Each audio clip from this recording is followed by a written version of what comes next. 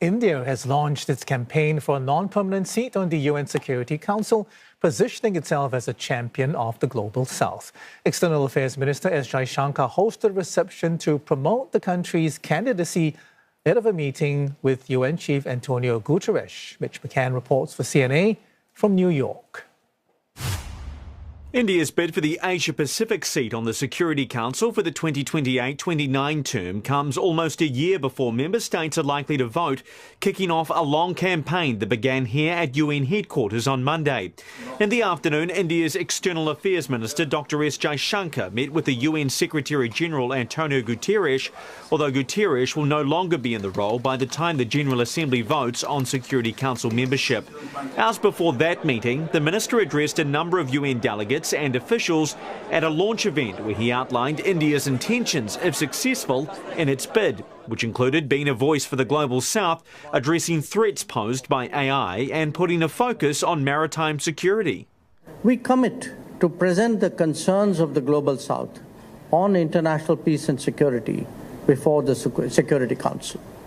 The External Affairs Minister's visit to New York follows trips to Qatar, Bahrain, Kuwait and Oman, and he'll soon head to Brussels. Daniel Forti, who is the head of UN Affairs at the International Crisis Group, says this is another example of India looking to expand the role it plays on the international stage.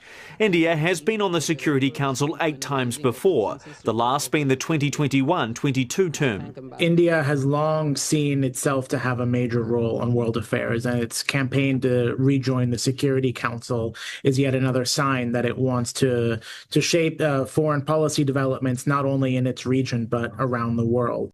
India will come up against Tajikistan, which is also vying for the Asia-Pacific seat. The Central Asian country already has the backing of the Organisation of Islamic Cooperation, or OIC, a regional bloc made up of 57 countries. Candidates need a 2/3 majority of UN members present and voting in the General Assembly.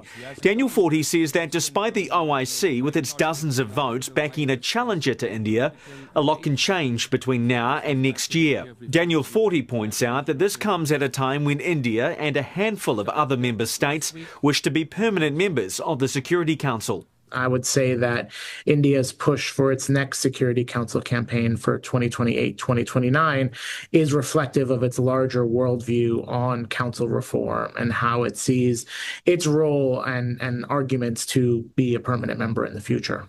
Forti adds that at this stage it's too early to know the level of support for India's bid.